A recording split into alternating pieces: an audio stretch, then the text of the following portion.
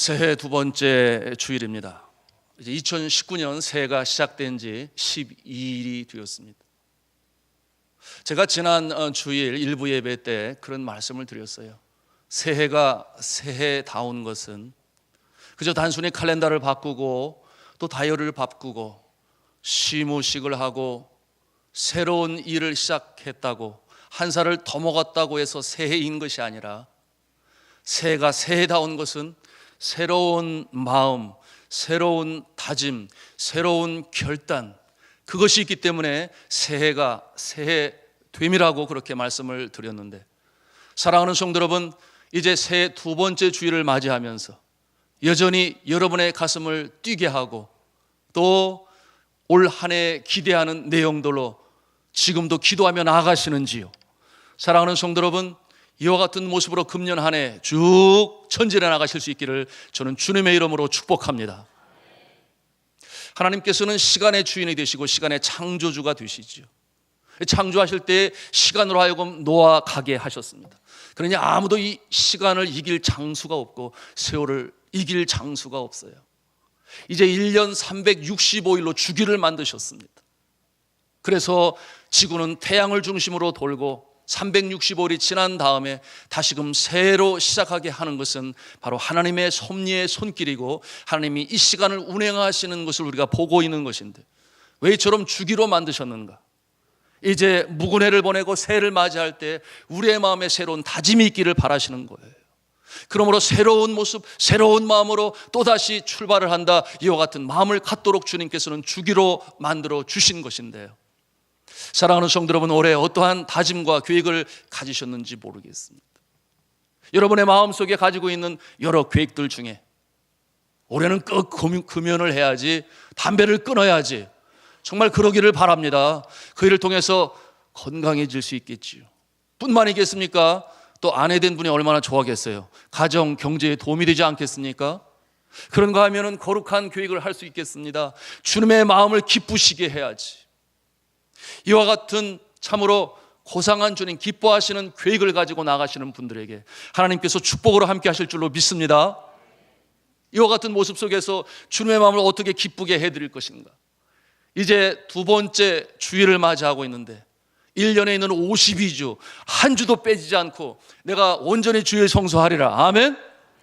이와 같은 모습으로 우리가 쭉 전진해 나갈 때 하나님께서 우리를 향하신 그 놀라우신 계획들을 반드시 이루어 주실 줄로 믿습니다. 이와 같은 계획을 가지고 나가는데요, 어떤 분들은 또 그런 계획이 있어요. 2019년도는 돼지띠라고 그래가지고 바로 나의 띠 해가 아닌가. 그런데 이 돼지는 무엇을 상징해요? 돈을 상징해요. 그러니 시시때때로 로또 복권을 잘 사서 대박 터지는 한 해가 되어야 되겠다, 뭐 이런 계획을 가지고 계신 분이 있을지 모르겠습니다. 그건 아니죠. 주님 기뻐하시는 것은 그 모습은 아닐 것입니다. 성도 여러분, 우리 모두는 다양한 모습으로 건설적인 목표를 세우고 그것을 이루기 위해 다짐할 수 있습니다. 그런데 이 시대 리더십 분야에서 탁월한 전문가인 존 맥스웰이라고 하는 분이 이와 같은 명언을 했습니다. 목표를 설정하는 것에서 너무 감동받지 말아라. 목표를 실현하는 것에서 감동을 받아야 한다. 누구든지 계획을 세우고 누구든지 목표를 세울 수는 있습니다. 그런데 이와 같은 말이 명언이 되는 것은 누구나 다 그 꿈을 이룰 수는 없다, 그 말이에요. 그렇게 이루지는 못한다, 그 말이에요. 사랑하는 성도 여러분, 우리 교회는 새해를 맞이하여 특별히 공동체적인 그와 같은 목표를 정했습니다. 그리고 표를 세웠는데요, 오늘 이렇게 예배당 앞면에 그 2019년도 표가 있습니다. 우리 다 같이 한 음성으로 외치겠습니다. 시작. 더욱더 새 시대를 이루어가는. 자, 그리고 오늘 이 시간 나누는 이 성경 본문이 바로 주제 선구가 되겠습니다. 로마서 12장 2절 말씀인데요, 보이실지 모르겠습니다. 같이 한 음성으로 또 읽겠습니다. 시작. 너희는 이 세대를 본받지 말고 오직 마음을 새롭게 함으로 변화를 받아 하나님의 선하시고 기뻐하시고 온전하신 뜻이 무엇인지 분별하도록 하라. 아멘. 자, 더욱더 새 시대를 이루어가는 해, 이것이 그렇게 새롭지 않은 것은 작년에 우리 교회의 표어가 새 시대를 이루어가는 해였습니다. 그러니까 그 앞에 더욱더라는 말을 붙였어요. 이와 같은 표의 의도는 계속해서 새로워지는 일을 이루고자 하는 그 의지, 의중을 이렇게 표현한 것입니다. 여러분, 작년에 뭐가 좀 새로워졌습니까? 우리가 이 새로워진 모습을 외적인 모습으로 평가할 수 있겠습니까? 물론 그런 모습들이 있었어요. 작년 초에 뒤돌아보니 연초에 성경을 한글 개혁에서 개혁 개정으로 더불어 찬송가는 통합 찬송가에서 새 찬송가로 바꾸었습니다. 그리고 2월 초에는 우리 교회 역사상 처음으로 교회 홈페이지가 구축되었습니다. 그래서 사랑받고 있어요. 시간이 갈수록 접속률이 계속 늘어가고 있습니다. 감사한 일이죠. 그런가 하면은 또한 예배당 이 조명과 그리고 또 영상을 교체했습니다. 덕분에 예배당이 많이 밝아졌지요. 그런가 하면 홈페이지에 올라오는 영상이 굉장히 흐릿했었는데 맑고 깨끗해졌습니다. 또한 차세대를 세우기 위한 교육 프로그램으로 중고등부는 싱가포르 비전 트립을 가게 되었죠. 청년부는 단기 선교로 필리핀에 다녀왔습니다. 중요한 것은 교회가 이제 저들을 지원하고 경비를 지원하고 그리고 개인의 항공료의 30%를 지원하는 그 같은 일들이 시작이 되었습니다. 이제 우리는 산돌 중앙교회 선교하는 교회인데 37년의 그 1세대의 선교 역사, 담임 목사님 중심, 선교사 중심의 울타리를 이제는 넘어서서 모든 교인들이, 학생들, 청년들, 그리고 장년부에 이르기까지 모든 교우들이 선교하는 교회의 성도의 모습으로 다 같이 선교사적인 삶을 살아간다. 이와 같은 새 시대를 이제 출발하게 되었던 것입니다. 그런 이와 같은 모습을 통해서 우리 자녀들 가운데 청년들 중에서도 미래의 선교사를 꿈을 꾸고 비전을 가질 수 있는 그 발판을 이제 작년도에 시작할 수 있었던 것입니다. 그런가 하면 후반기에는 청년들을 교회의 기수로 세우자 이 같은 목표를 가지고 우리 전 성도가 그야말로 옥합을 깨고 헌금을 드렸습니다. 그러므로 근 6천만 원에 달하는 그와 같은 헌금을 통해 청년부실, 여호수아실이 완전히 새롭게 리모델링을 했어요. 우리 청년들이 너무나 감사한데 그와 같은 모습을 통해서 감사한 것은 그동안 잠자고 있던 우리 청년들이 이제 꿈틀꿈틀 부흥의 어떠한 그와 같은 모습을 보여주고 있으니 얼마나 감사한지 모릅니다. 지난주에 청년들이 38명이 참석을 해서 예배를 드렸어요.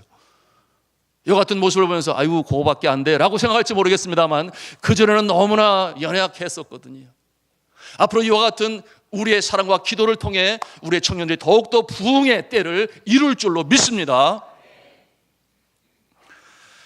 그래서 새 시대가 이제 이루어진 것일까요? 적어도 외적으로 보이는 여러 가지 모습들로 인해 새로워지고 있음을 우리가 피부로 느낍니다. 교회의 얼굴이라고 할 수 있는 이 주보도 전도지 형태의 모습으로 바뀌었습니다. 그래서 우리 출석 성도 숫자보다 더 많이 해서 전도하는 모습으로 사용하고 있습니다. 또한 예배당 본관, 현관 나가시면은 왼편으로는 이제 어린아이들 놀이공간이 작지만 마련되었고 또 오른쪽에는 산돌 테마파크가 마련되지 않았겠습니까? 제가 이 말을 하면 웃는데 굉장히 중요해요. 지난 성탄절에도 수고하셔서 예수님의 마국간 볼 때마다 우리 아이들이 그 모습을 마음에 새겼는데요. 어제 우리 이현자 권사님, 물론 이제 신기순 권사님 함께 하십니다만은 벌써 고민이에요. 무슨 고민이 뭔가 보니까 부활절이 다가오는데 어떻게 그 테마파크를 구상하며 만들 수 있을까 그런 생각을 하고 있는데 참 감사한 일이지요. 기대합니다. 잘 만드실 줄로 저는 믿습니다. 그래서 빈 무덤, 빈 십자가, 예수 그리스도의 부활을 이제 눈에 보일 수 있는 테마파크를 통해서 또 이루어질 것을 생각하니 참 감사하고 고맙습니다. 우리가 어떻게 더욱더 새 시대를 이루어 갈 수 있을까요? 외적인 모습만으로는 아닙니다. 오늘 이와 같은 외적인 변화의 모습이 다가 아님을 성경 본문을 통해서 우리에게 확실히 보여주고 있습니다. 오늘 성경 본문은 말씀을 합니다. 오직 마음을 새롭게 함으로 변화를 받아 그렇게 말씀하고 있어요. 마음의 변화라고 했습니다. 외적인 변화도 물론 소중하고 귀합니다. 올 한 해에도 여러 가지 많은 변화가 있을 것이에요. 이제 영아부가 시작이 됩니다. 영아부실이 마련될 것이. 중고등부실은 자체적인 교육 공간을 만들기 위해서 이제는 식당으로 사용하고 있는 그곳에서 이제 나와서 위층에 있는 어린이 도서관을 이제 중고등부의 전용 교육 공간으로 활용하게 될 것이에요.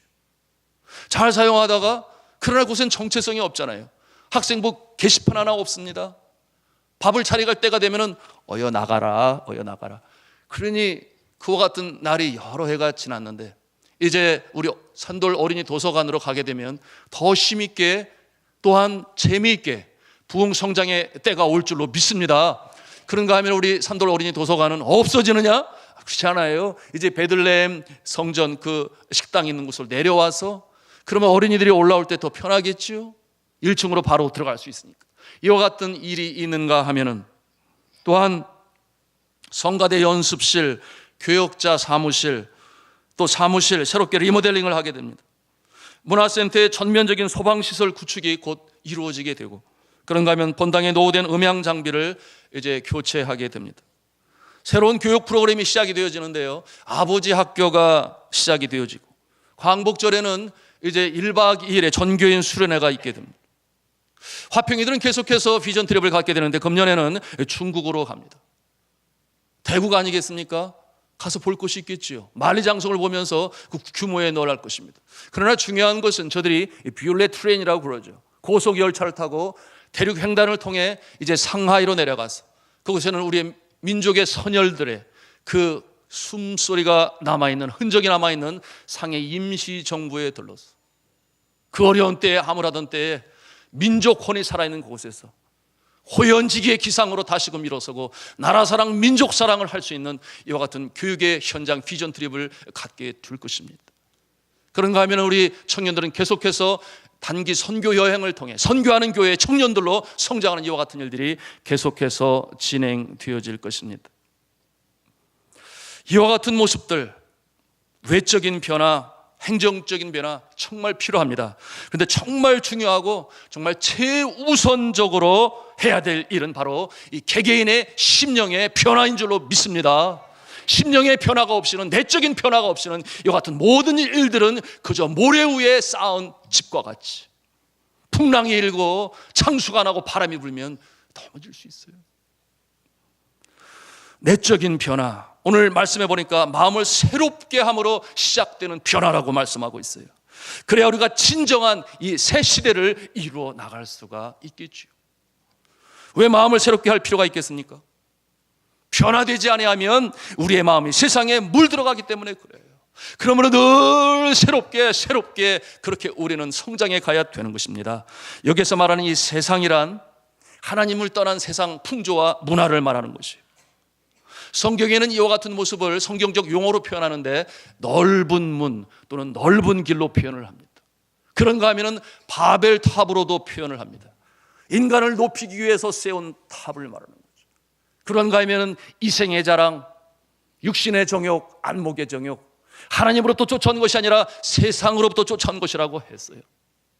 그런가 하면 오늘날 이 시대의 용어로는 대세라는 말이 있습니다. 대세, 이 시대의 대세야 그것은 곧 이 시대의 문화 코드를 말하며 이 시대의 풍조를 말하는 것인데 사람들은 은연중에 자기도 모르게 쫓아가게 돼 있어요. 청년들이 말을 합니다. 오늘날 이 시대는 3포 세대야. 그러면 그런 줄 아는 거예요. 이 시대는 5포 세대야. 그럼 그런 줄 알고 대세가 그런 줄 알고 거기에 부정적인 마음이 마음에 싹트기 시작을 하고 심지어는 N포 세대야. 셀 수가 없는 그와 같은 포기의 시대. 이와 같은 모습에서 믿음의 사람들은, 믿음의 청년들은 마음을 새롭게 하고 변화를 받아 하나님의 선하시고 기뻐하시고 온전하신 뜻이 무엇인지를 분별할 수 있는 그와 같은 모멘트, 전환점이 필요한데 오늘 성경은 우리에게 그와 같은 말씀으로 도전하고 있는 것입니다. 자, 이와 같은 모습, 넓은 문, 넓은 길, 누구든지 추구하는 그와 같은 모습, 이와 같은 모습을 바라보면서 왜 그렇게 가면 안 되나요? 이렇게 질문할 수 있어요. 성경이 이에 대해서 답을 합니다. 너희는 이 세대를 본받지 말고, 대세로 올라가는 그 모습을 본받지 말고, 가장 중요한 것은 그와 같은 일을 감당하려 하지만 무엇보다 중요한 것은 마음을 새롭게 함으로 변화를 받아 거룩이 그 바탕이 되고 기초가 될 때 그와 같은 일도 하나님의 축복의 역사로 나타날 줄로 믿습니다. 그 바탕이 마련되지 않은 상태에서, 거룩이 회복되지 않는 상태에서 우리가 이루는 성공이 무슨 의미가 있다 말입니다. 자, 이 세대를 본받지 말고 그렇으니까 이 말씀을 액면 그대로 받아들인다면 그렇게 생각하시는 분이 있을지 모르겠어요. 그러면 세상을 떠나라, 속세를 떠나라, 그러니까 금욕적인 또는 분리적인 그런 모습을 살아라는 얘기입니다. 그렇지 않아요. 이와 같은 모습은 불교에서 우리가 볼 수 있습니다. 우리 기독교 신앙은 너무나 다르죠. 그들은 가르칩니다. 마음의 욕심을 없애고 평안을 얻기 위하여 득도를 하고 해탈의 경지에 이르기 위하여 무소유의 모습으로 속세를 떠나라, 산중에 거하라, 그렇게 가르쳐요. 이와 같은 모습을 바라볼 때에 우리 예수님께서는 이 세상에 대해서 어떠한 생각을 가지고 계셨는지 궁금하지 않습니까? 예수님께서 제자들을 위하여 기도하실 때 세상에 관한 그의 이 생각과 또 뜻이 담겨져 있는데요, 예수님은 요한복음 17장에 두고 가는 제자들을 위해서 기도하시는데 이렇게 기도하십니다. 내가 세상에 속하지 아니함 같이 저희도 세상에 속하지 아니함을, 이런 말로 기도를 해요. 예수님은 세상에 속하지 아니하셨어요. 그런가 하면 따르는 제자들도 세상에 속하지 않은 존재라는 것을 알기를 원하셨습니다. 그러면 세상과의 분리를 말하는가요? 그렇진 않아요. 그 다음 이어지는 예수님의 기도문 가운데 그 같은 내용이 나타나는데요, 같은 요한복음 17장 15절에서 18절에 기도하기를, 내가 비옵는 것은 저들을 세상에서 데려가기를 위함이 아니에요. 아버지께서 나를 세상에 보내신 것 같이 나도 저희를 세상에 보내었고, 그렇게 말씀하고 있습니다. 그러니 믿음의 사람들을 세상과 구별되는 존재로, 그런 뜻이 아니고 분리하는 존재가 아니라 거꾸로 제자들을 그 세상 속으로 들어가기를 원하십니까? 왜 그렇습니까? 어두운 세상의 빛으로 서기를 원하시는 거예요. 썩어져가는 세상의 소금으로 서시기를 원하시는 거예요.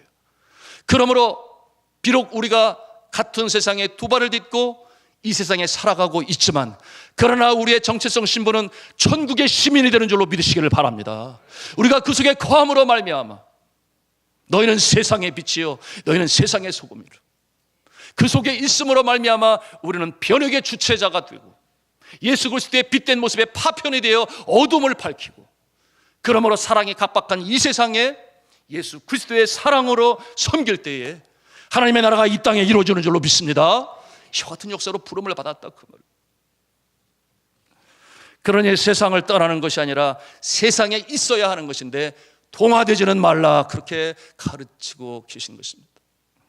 이와 같은 크리스찬이 우리 주변에 있어서 우리가 큰 도전을 받고 때로는 격려를 받는데요, 여러분 한국에 슈바이처라고 하는 분이 있죠. 누군 줄 아십니까?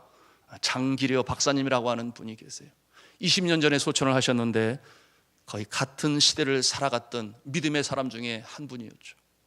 세상을 살아갔으나 세상에 속하지 않은 그와 같은 귀감의 모습으로 우리에게 격려와 도전을 주고 있어요. 저는 경성의학전문학교를 수석으로 졸업했어요.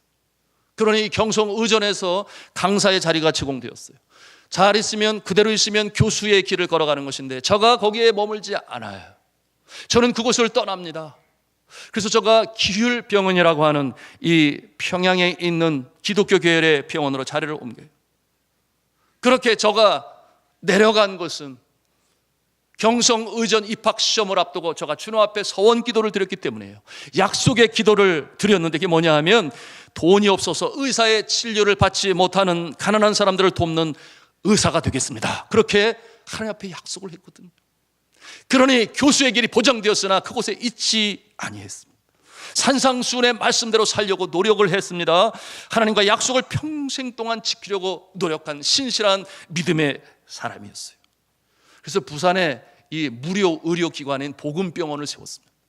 그곳에서 25년간 복음병원의 원장으로 봉직하면서 또한 청십자 의료보험조합을 발족시키고 이 영세민들에게 의료복지 혜택을 주기 위한 기틀을 마련했습니다. 이와 같은 그 지역사회 봉사의 모습이 귀감이 되어 1979년 막사이사의 사회 봉사상까지 이제 수상하는 그와 같은 영광의 경험도 있었습니다.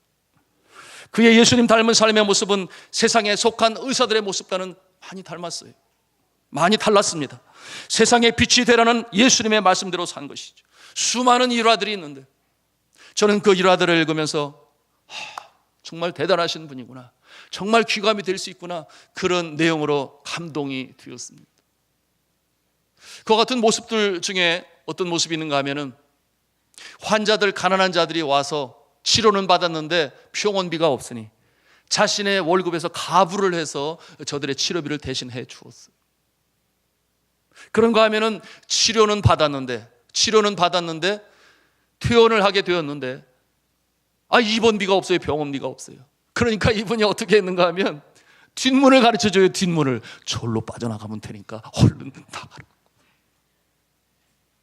그 원무과에서 알면은 굉장히 화날 일인데 여하튼 그와 같은 일도 있었고, 또 한 번은 이분이 얼마나 이 긍휼함이 많은 심성인지 길을 가다가 거린을 만나게 되었어요. 그러니 그 모습을 볼 때 주님이 주신 마음이겠죠. 마음에 긍휼함이 있으니까 주머니에서 뭘 주려고 보니까 세상에 돈은 없는데 그날 월급을 받은 수표가 있었어요.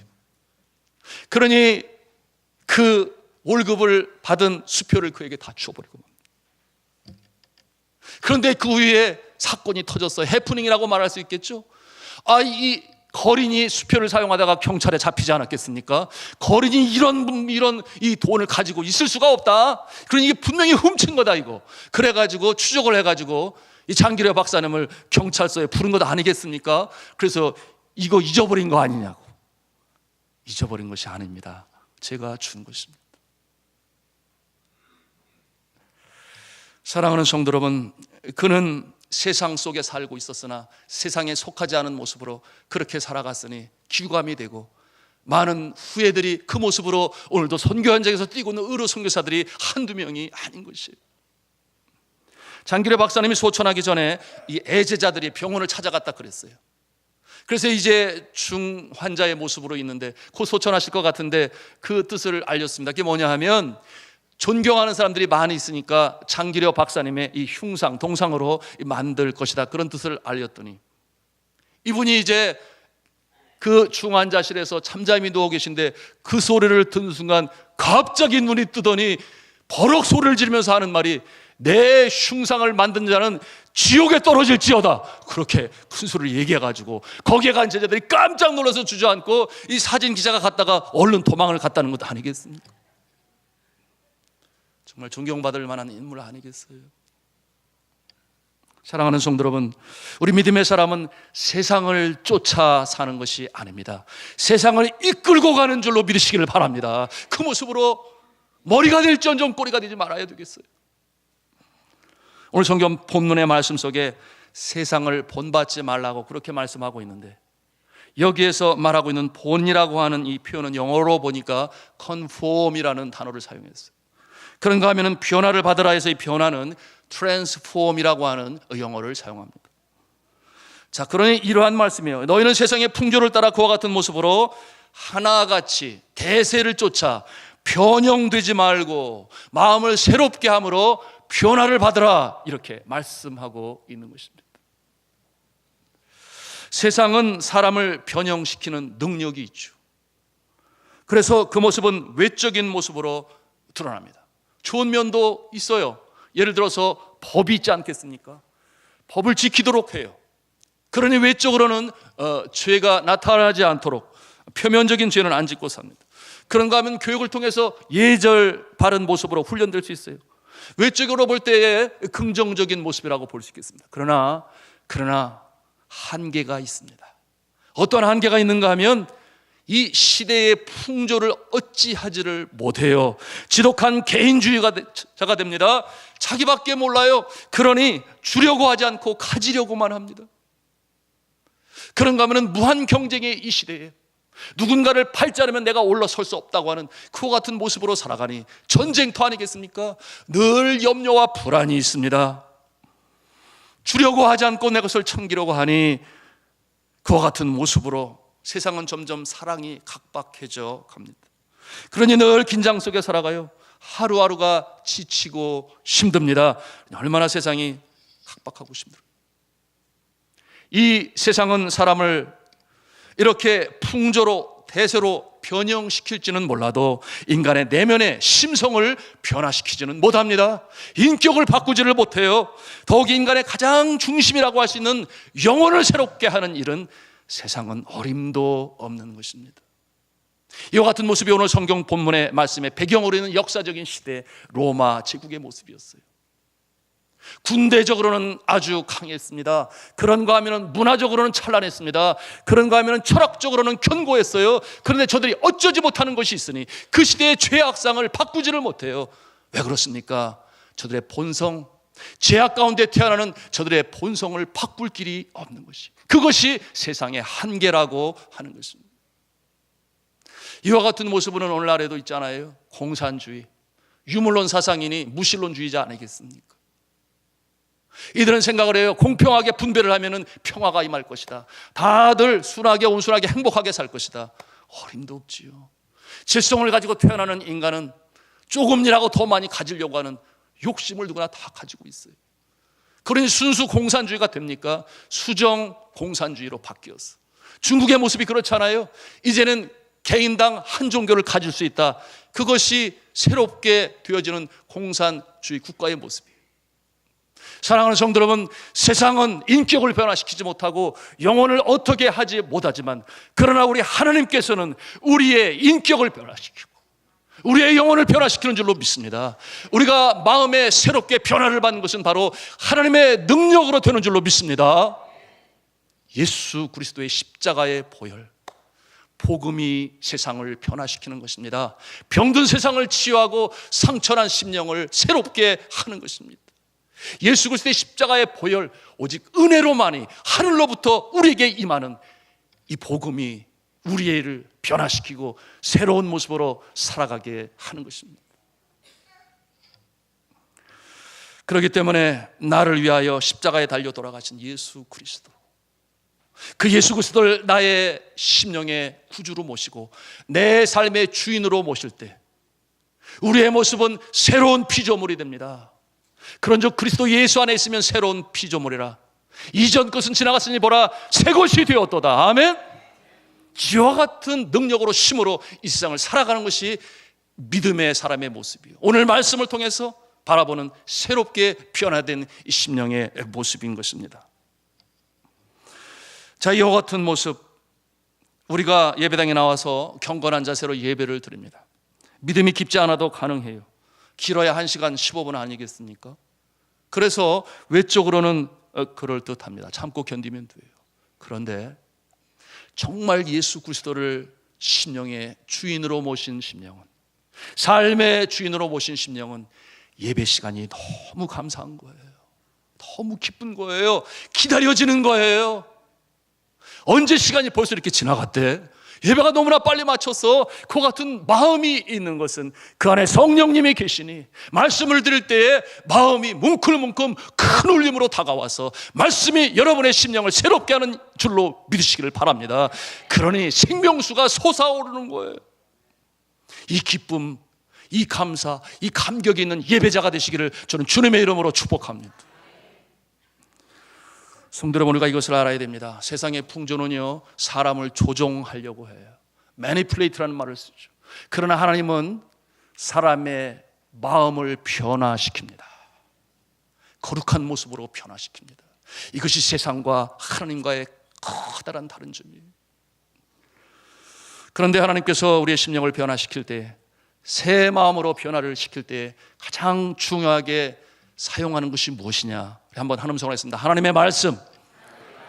하나님의 말씀으로 우리를 변화시키세요. 말씀을 사모하시기 바랍니다. 때를 따라 주야로 주의 말씀을 묵상하고, 그리고 때로는 필사 직접 쓰세요.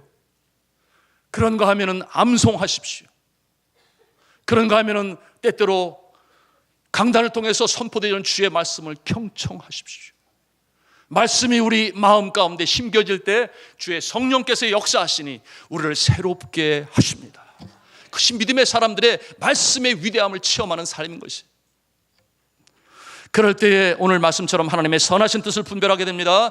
기뻐하시고 온전하신 뜻이 무엇인지 알게 돼요. 그와 같은 모습으로 세상을 살아가니 승리로운 삶을 살게 되며 축복된 삶을 살아가게 되는 것이잖아요. 그런데 이게 내 능력이 아닙니다. 말씀 속에 역사하시는 성령의 역사가 사람을 변화시키는 것입니다. 오직 주의 은혜로 되는 것입니다. 여러분, 금년도 이제 12일이 지났어요. 여러분, 연초에 여러분 굳게 마음먹은 그런 계획들이 있지 않았겠습니까? 다짐하고 결단하고. 근데 작심삼일로 맞춰지는 경우가 허다한데, 그러나 믿음의 사람은 달라요. 기도하고 말씀이 우리의 심령 가운데 거하면 계속해서 전진해 갑니다. 주님의 능력이 나와 함께하기 때문에 이루어갈 수가 있는 것이에요. 힘들 때마다 기도하면 주님께서 다시금 힘주시고 말씀으로 다시금 영원히 소생하는 기쁨 속에 전진해 나가는데, 이와 같은 모습이 금년 한 해 있기를 저는 주님의 이름으로 축복합니다. 에스겔서 36장 26절과 27절에 분명히 말씀하고 계세요. 마음이 새롭게 변화되는 것이 사람의 능력이 아니다. 그 말씀이 이렇게 말씀합니다. 너희 육신의 굳은 마음을 제거하고 또 내 영을 너희 속에 두어 너희로 내 율례를 행하게 하리니 너희가 내 규례를 지켜 행할지라. 무슨 말씀이에요? 또 내가 내 영을 너희 속에 두어 너희로 율례를 지키게 할 것이다. 너무나 분명하지 않습니까? 내 능력으로 내 의지의 결단으로 되는 것이 아니라 내 안에 임재하시는 주의 성령이 말씀 속에 역사하심으로 우리가 주의 율례를, 법도를 지킬 수 있는 능력자로 세움을 받는다. 그렇게 말씀하시는 거예요. 이처럼 말씀을 통해 성령님의 도우심으로 선하시고 기뻐하시고 온전하신 하나님의 뜻을 알게 되면 자연적으로 마음에 어떤 생각이 솟아오르게 되는가 하면 이런 것입니다. 이제 나도 주님의 뜻대로 살고 싶다. 이제 나도 주님 기뻐하시는 뜻대로 살고 싶어. 이런 마음이 마음속에서부터 샘물처럼 솟아오릅니다. 그렇게 되면 이제 축복의 대로를 밟고 가는 거예요. 이 단계까지 가기는 참 쉽지 않아요. 나의 뜻대로 마옵시고 주의 뜻대로 하옵소서. 이것이 신앙인의 가장 최고의 영적인 단계에 이른 기도의 모습인 것입니다. 바로 예수 그리스도의 기도의 모습 아니었겠습니까? 겟세마네 동산에서 저가 이제 앞으로 다가오는 십자가의 처형을 두고 그 마음에 두려움이 임합니다. 아니, 하나님의 아들이신 예수 그리스도께서 십자가의 사명을 주고 이 땅에 오셨는데 왜 그것이 그렇게 두려울까 의아해할 수도 있어요. 그럴 수밖에 없었던 것은 그는 참 하나님이요 참 인간이셨기 때문에 우리와 똑같은 인간의 성정을 가지고 계셨어요. 그의 손과 발에 못을 박힐 때 가장 극악무도한 무서운 범죄자들만이 십자가에 달리는 것 아니겠습니까? 그러니 그의 마음에 두려움이 있을 수 있어요. 그런데 저가 기도할 때에 천사들이 수종을 들고 최종적으로 그가 드린 기도는 뭐예요? 주여 나의 원대로 마옵시고 아버지의 원대로 하옵소서. 아버지의 뜻대로 하여 주옵소서. 사랑하는 성도 여러분, 우리가 이와 같은 기도를 드릴 수 있어야 되는데요. 어떤 때는 나의 뜻대로 가고 어떤 때는 주님의 뜻 순종하고 이렇게 두 마음을 품어 정함 없는 자의 모습이 아니라 주의 뜻대로 하여 주옵소서. 그 길이 승리의 길이요 그 길이 행복의 길이요 그 길이 형통의 길임을 여러분 믿으시기를 바랍니다. 그와 같은 결단의 기도가 우리에게 필요해요. 사랑하는 성도 여러분, 이와 같은 모습으로 인생을 살아간 많은 믿음의 선배들 가운데 완전히 변하여 그야말로 완전히 변하다 하나님의 새로운 마음으로 살아간 사람들 중에 록펠러라고 하는 분이 계세요. 여러분, 보통 록펠러 그러면은 여러분의 마음에 어떤 그림이 그려집니까? 최고 부자 아니겠어요? 록펠러 재단. 사실 부자였잖아요. 이 시대의 가장 부자라고 하는 빌 게이츠가 번 돈의 3배를 저가 벌었다고 하니 얼마나 대단한 부자입니까? 그런가 하면 록펠러 너무나 많이 얘기 들었잖아요. 또 어떤 면으로 기억을 합니까? 저가 어릴 때부터 어머니가 가르쳐주는 11조를 평생 한 번도 빼먹지 않고 드렸으니 하나님께서 그에게 복을 주셨다. 이와 같은 또 얘기를 여러분 많이 들으셨을 겁니다. 그러나 오늘 본문의 말씀에 근거하면 그의 인생에 가장 우리가 본받고 가장 우리가 부러워할 그 부분이 그것이 아니라 그가 53세에 회심을 합니다. 저가 진정한 그리스도인으로 변화되게 됩니다. 53세 이전의 그의 모습은 그야말로 스틴지라고 말하죠. 완전 수전노였습니다. 자신의 기업을 더 크게 확장하기 위하여 마치 문어발식으로 그의 그와 같은 이 사업 전략 때문에 여러 크고 작은 사업체들이 전부 도산하고 망하게 되었어요. 그러니 저들이 이 록펠러를 원망하게 되었습니다. 어느 날 한 신문 기자가 그를 찾아갔어요. 지금까지 이렇게 많은 돈을 벌었는데, 세계에서 최고의 부자가 되었는데 더 벌고 싶은 마음이 있습니까? 그렇게 물었어요. 여러분은 뭐라고 대답할 것 같아요? 그런데 저가 한 말이 아주 센세이션을 일으키는 말이 됐잖아요. 그때 저가 뭐라 하냐면 좀 더 벌고 싶어요. 그렇게 얘기했어요. 좀 더. 여러분, 세상의 마음을 가지고 있으면 한도 끝도 없는 것입니다. 그 욕심의 끝이 보이지가 않아요.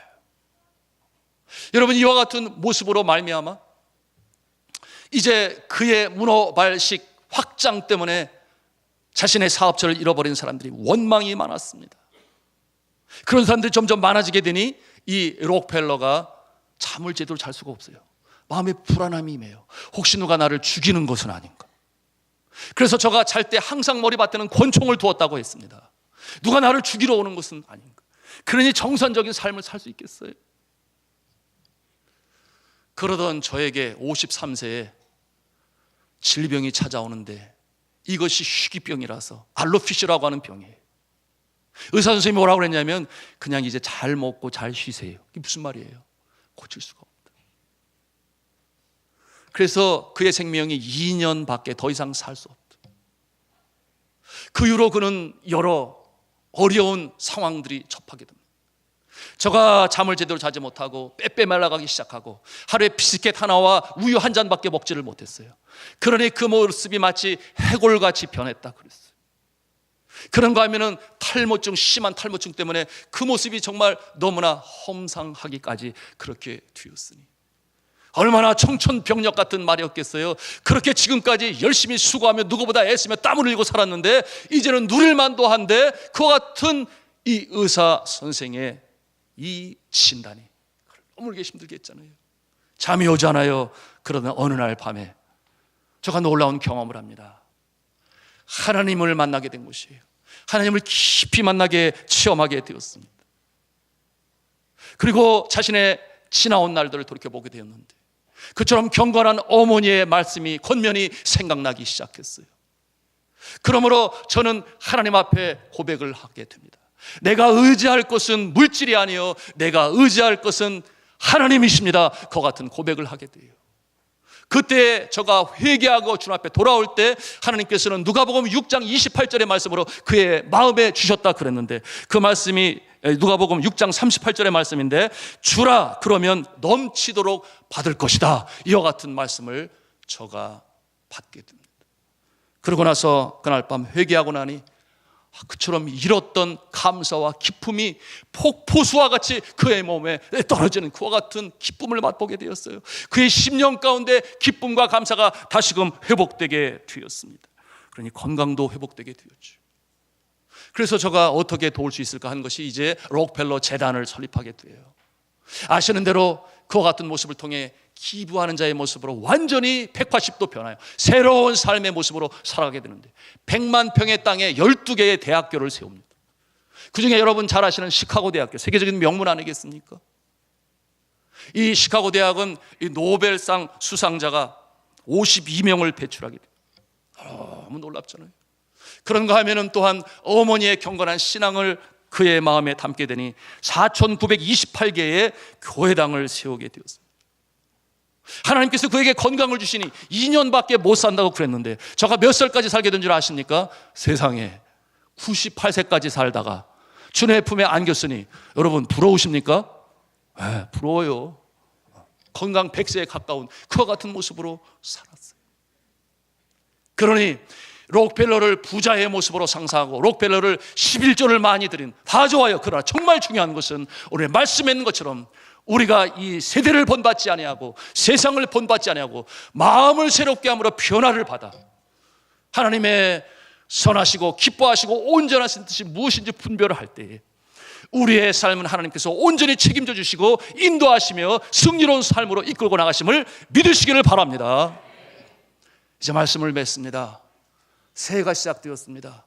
우리가 여러 가지 많은 계획과 또한 다짐을 가지고 새해를 출발합니다. 개인적인 목표가 있어요. 우리 교회는 더욱더 새 시대를 이루어가는 해로 선포하였습니다. 어떻게 이 일이 이루어집니까? 우리 자신이 먼저 주님 앞에 변화된 심령, 내적인 변화가 있을 때에 비로소 우리 교회를 하나님께서 더더욱 새로운 모습으로 세워주실 줄로 믿습니다. 우리가 할 수 있는 일은 무엇이에요? 주님을 문 밖에 세워두는 것이 아닙니다. 우리의 마음의 문을 열을 수 있어야 돼요. 그래서 주님이 나의 마음의 주인이 되시고 내 삶의 주인이 되어 섬기는 자가 되실 때 비로소 이와 같은 역사가 우리의 삶 가운데 나타나게 되는 것입니다. 이 모습으로 올 한 해 쭉쭉 전진하며 승리해 나갈 수 있기를 저는 거룩하신 주님의 이름으로 축원합니다.